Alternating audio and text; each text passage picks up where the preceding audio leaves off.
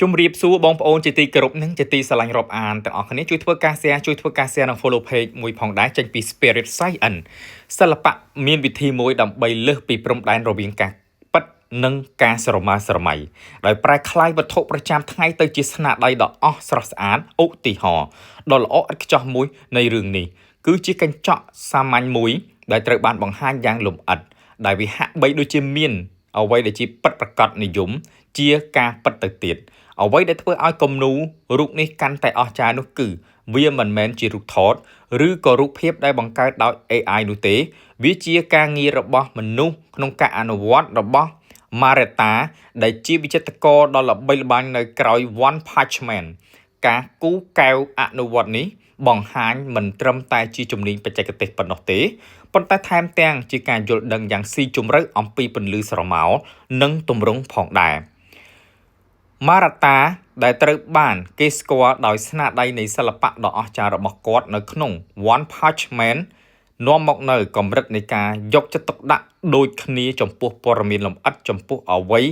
ដែលសាមញ្ញដូចជាកែវទឹកស្នាដៃអនុវត្តនេះគឺជាសក្ខីភាពនៃការលះបង់របស់គាត់មិនត្រឹមតែជាម្ចាស់នៃ manga ប៉ុណ្ណោះទេប៉ុន្តែវាជាសិស្សពិតនៃសិល្បៈដោយបន្តពង្រឹងសិប្បកម្មរបស់គាត់និងជំរុញព្រំដែននៃអ្វីដែលអាចធ្វើទៅបាន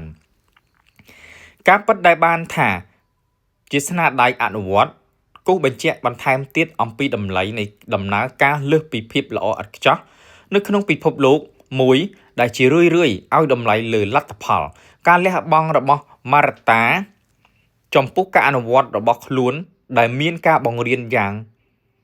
នៅមេរៀនដ៏សំខាន់ជាច្រើនមានភាពស្ទាត់ជំនាញមិនមែនគ្រាន់តែជាផលិតផលដែលបានបញ្ចប់នោះទេប៉ុន្តែអំពីដំណើរការនៃការរៀនសូត្រនិងការកែលម្អជាបន្តបន្ទាប់វាជាបន្ទាត់នឹងការឆ្លុះបញ្ចាំងនៅក្នុងកញ្ចក់និងរាល់ការផ្លាស់ប្ដូរពន្លឺបន្តិចម្ដ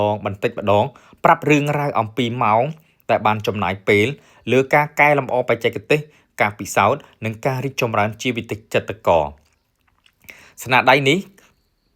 ក៏បង្ហាញពីទំនាក់ទំនងរវាងបច្ចេកវិទ្យា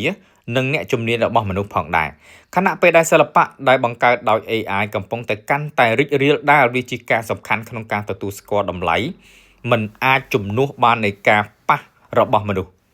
សមត្ថភាពរបស់ Manta នៅក្នុងការចាប់ផ្ដើមខ្លឹមសារនៃរយៈពេលមួយដែលរបស់គាត់ផ្ដល់នៅរំលឹកថាភាពច្នៃប្រឌិតនិងសិប្បកម្មមិនអាចចម្លងបានដោយពេញលេញដោយម៉ាស៊ីននោះទេវាជាការអបអរសាទរនៃភាពប៉ិនប្រសប់របស់មនុស្សនិងទស្សនៈតែមួយដែលគាត់មានវិចិត្រករនៅរស់ប៉ុណ្ណោះដែលអាចផ្គត់ផ្គង់ជូនបានតាមវិធីជាច្រើនគំនូរនេះឆ្លុះបញ្ចាំងពីគោលការណ៍ទស្សនវិជ្ជាយ៉ាងជ្រាលជ្រៅដែលសម្រស់អាចរកបាននៅក្នុងរបស់សាមញ្ញបំផុតកែវទឹកដែលជាអ្វីដែលមនុស្សភាគច្រើនមើលរំលងคล้ายទៅជានិមិត្តរូបនៃអំណាចនៃការយល់ឃើញនិងភាពច្នៃប្រឌិតវាជំរុញឲ្យយើងមើលពិភពលោកជុំវិញខ្លួនយើងដោយផ្នែកថ្មីស្វែងរកអ្វីដែលមិនធម្មតានៅក្នុងរឿងធម្មតាឲ្យតម្លៃចំពោះព័ត៌មានលម្អិតដ៏ល្អិតល្អន់នៃជីវិតដែលជារឿយមិនត្រូវបានគេកត់សម្គាល់នោះឡើយនៅពេលដែលយើងឆ្លោះបញ្ចាំងពីការងារដ៏អស្ចារ្យនេះចូលយើងសួរខ្លួនឯងថាតើយើងអាចនាំមកនៅភាពច្នៃប្រឌិតបន្ថែមទៀតដល់ជីវិតប្រចាំថ្ងៃរបស់យើងដោយរបៀបណាតើអ្វីទៅជាតម្លៃនៃការដំណើរការជាងការគ្រាន់តែជាលទ្ធផលចុងក្រោយចែករំលែកគំនិតរបស់អ្នកហើយចូលយើងស្វែងយល់អំពីវិធីដែលយើងរស់នៅ